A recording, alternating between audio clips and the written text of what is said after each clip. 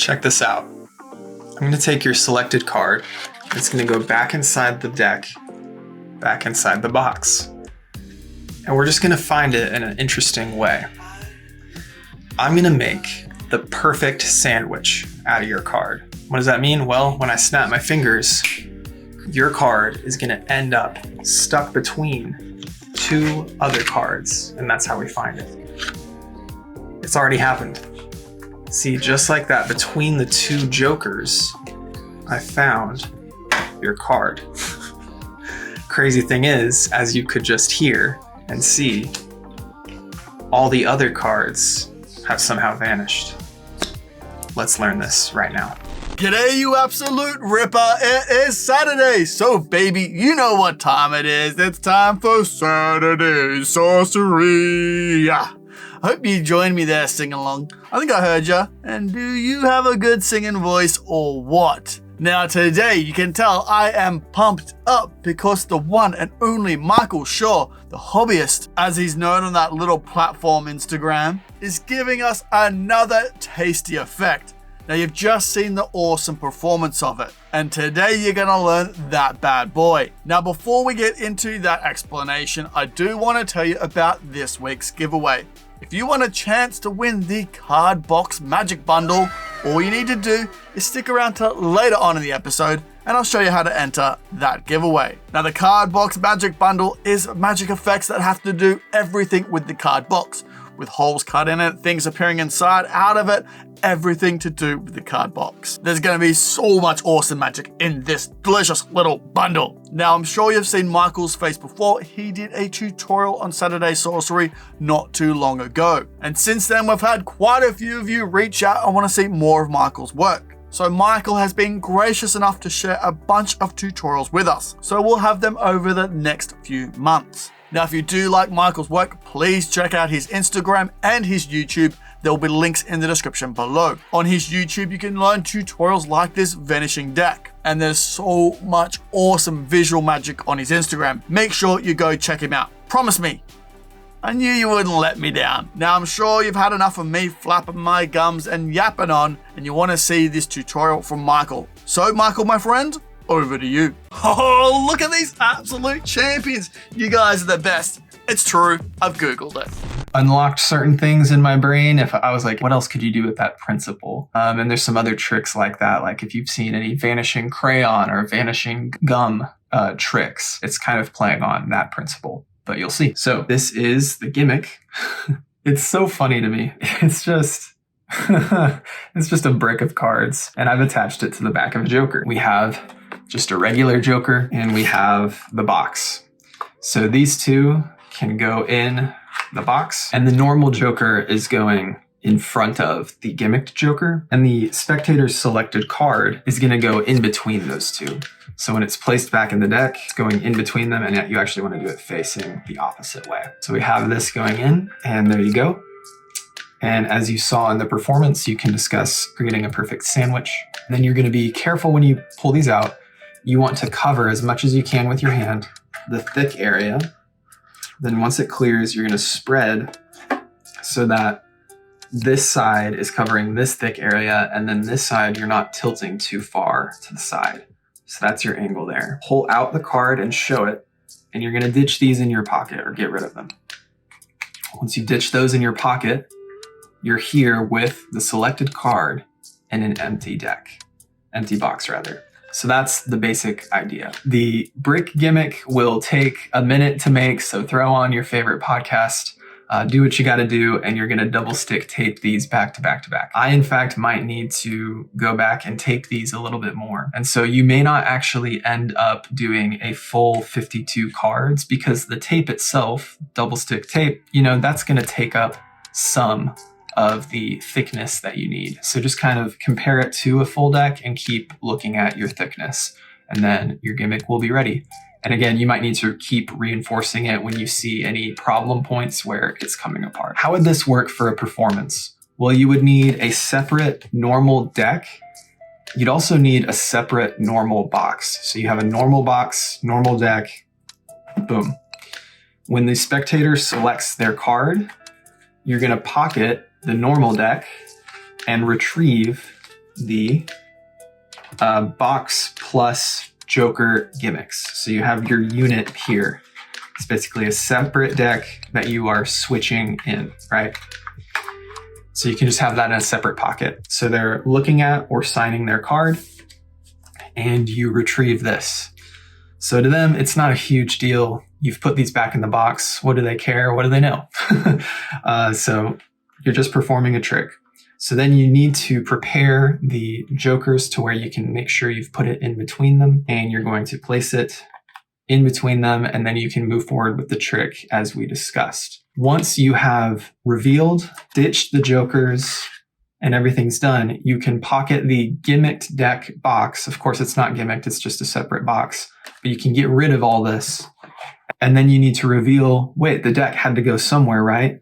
And because you just pocketed this for the deck switch earlier, you can retrieve the regular deck of cards, which is so cool. You can just retrieve that, and it's an extra magic moment, which also functions as the cleanup, which is pretty cool. All right, now it's time for the over-the-shoulder view, the magician's view, just for some extra detail. So I want you to imagine this is the normal deck on your dominant hand's side. And so when I talk about pocketing in this direction, it's going to be your dominant hand. I am left-handed.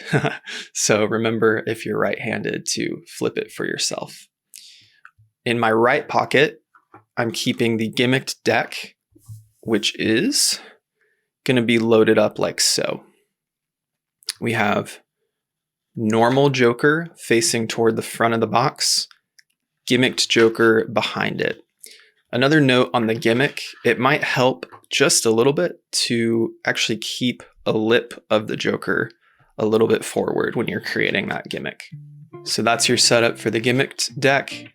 And then when you pull this back out, you're going to pull that up so that the selection can be slid in. But go ahead and close that up and put this in your subordinate hand's pocket side. So a jacket pocket, a pants pocket, wherever you're going to keep this on your subordinate hand side is what I would recommend. So gimmicked deck is hidden away. This deck is the one you've been performing with. It's completely normal. It has its own dedicated box. And in the midst of a routine, or as its own trick, you can do this sandwich to vanish. So when you get ready for doing that, make sure you go ahead and, of course, you want to get rid of this box and put it into your dominant side's pocket. So same thing as the right side. On my left-hand side, I'm going to throw this box in my jacket pocket. So along this lower edge, just imagine these two boxes that you see. Those are pocketed away. You have this card selected, and while they are getting everyone to memorize it, this is when you do some dirty work. So you can have it memorized, and you can also have it signed. I would say if you're not having it signed, it might be helpful to do the whole bit where you make sure everybody gets a good look at it, right? So a little thing in Magic is, if you want some of that time delayed, you can control that based on the instructions you give. So if you need some time to do some switching, this is a good time to not be like, all right, you got it? Great. That doesn't give you any time. So you want them to show everyone. Have you seen last week's free tutorial yet? Make sure you do card on screen right now, or the link is in the description. Make sure you check it out. It's an absolute feast for the eyes, and it's completely free. Go treat yourself. Now, I'm so sorry, Michael. I need to interrupt for just a wee second because I want to find out who won last episode's bundle. So cat flying, please. Oh, Sail Cat, what a classic. Now, congratulations, champion. You're the winner of last episode's bundle. So if you could DM me on any of Murphy's socials, I'll get that prize out to you quicker. You can say, hey, was that cat okay? Yeah, that cat's okay. He's now Neon Cat. True story. Now, my friends, if you want a chance to win this episode's bundle, the card box bundle, all you need to do is comment in the comment section below, what deck of cards would you build this gimmick into? Would you build it into the orbits, the cherries, the bucks? What deck would you build it into? Let me know in the comment section below. I'll choose someone out at random, and you'll be announced on the next episode of Saturday Sorcery. So good luck. Now, champion, are you enjoying what you're watching right now? Because I have good news for you. In the Saturday Sorcery playlist, we have over 100 episodes which means over 100 free tutorials. So make sure you go check out that playlist. There'll be a link in the description below. Go treat yourself to all that free magic, because you deserve it. This is also helpful to know if you are doing this in the midst of some routining. You might want to go ahead and get a new card selected, because if you've been doing ambitious card, it's been coming to the top multiple times, well, everybody knows what the selection is at this point. So go ahead and get a new card selected. You can have it signed, or like I said, a good tip is to do the bit where they are really showing everyone and they're not forgetting the card.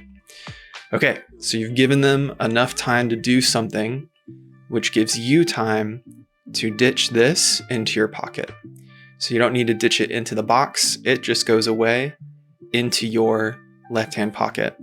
And when we're talking about ditching in this situation, because you've given them an errand that gives you some time, that is plenty of time for you to just casually pocket this and casually bring this back out.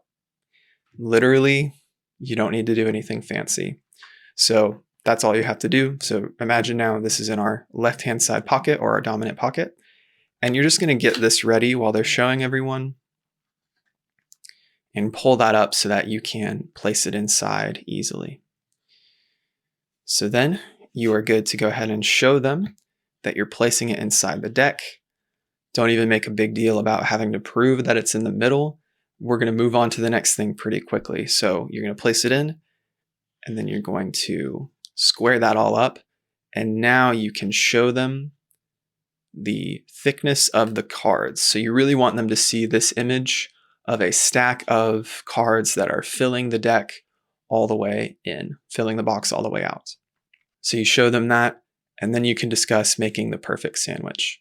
Something I didn't mention in the forward-facing camera shot was the fact that this orientation is very helpful. There's a reason I placed the jokers in facing the front of the box, because this flap is going to be very helpful for the next part of taking the cards out. So remember that orientation was very intentional. So you're going in to take the cards out, and this is the only scary part, so be very careful here. You just want to be intentional with your angles. It helps to have those fingers kind of covering the outside edges of the deck, and then the rest is of course covered by the front of the box. So that's what you're watching for. And then here's what you want to do. When you spread these cards, because of course from the front, they are seeing hopefully just the jokers. You're just trying to cover your angles as best you can. What you can do, and you want to find the hand that you're most comfortable doing this with, you can in one hand spread this way, or in the other hand spread this way, right? Also, my apologies. Make sure to put this the other way. That just makes it more visually striking. You're spreading in such a way that this side covers this thickness, and then your hand covers the other side's thickness. That way you're fully covered on all bounds. I know in the video demonstration, I did a cheeky display and I just used my angles, but for a more practical spread, you want to allow your hand to cover this side so that the cards can then cover this side. But regardless, you're going to make that display so they're seeing it like so, and then you're going to show them their selection. The moment that you have this revealed, you can even hand it to them to turn over. You can go south with these, and they get ditched away in your gimmick side pocket. And then they get to look at that. And so that's your first reveal. And I think this is a moment where we can forget. They don't know the surprise that's coming. We want that surprise to really hit of the deck vanishing. So don't subvert the genuine, pretty cool moment here we have of the selection showing up in between two cards. In other tricks, that might be an ending. So allow that to hit. The surprise will be stronger if you really let it settle in that they think the trick is over. But then once they have taken a look at that and are amazed, you can call attention to the fact that somehow the entire deck has vanished. And then after that hits, you can go kind of search yourself and be like, oh my gosh, the deck jumped to my pocket. So you have 4 of spades revealed in the sandwich revelation. You have a deck vanishing, and then you have a deck reappearing. So this one gimmick with basically No sleight of hand other than the covering that you need to do, and of course the deck switch that you do in the offbeat. It's all pretty much covered and handled for you, and you get this strong effect with a few different magic beats. Pretty cool. While I'm at it, I did forget to mention one extra credit, which was toward Daniel Madison. I got a collection of his back in the day called Inside. Of course, he has larger volumes now, but that was at the time his most comprehensive work of lecture notes and past releases. And he had a few things in there, specifically Pariah is what I'm thinking of right now, where a similar, let's just say a similar principle of gimmicking a deck was involved. And so I think that provided some inspiration for me to apply it in this way later. Now, Michael, you absolute legend. Thank you so much for that awesome performance and that absolutely exceptional tutorial. Now, like I said at the beginning of the episode, if you want to see more of Michael's work, there'll be links in the description below to his YouTube and also his Instagram. Go treat yourself to that exceptional, visual, delicious, tasty magic and send him some love while you're there. And you know what? He's going to choose one of your comments out at random, and then you're going to win a special prize.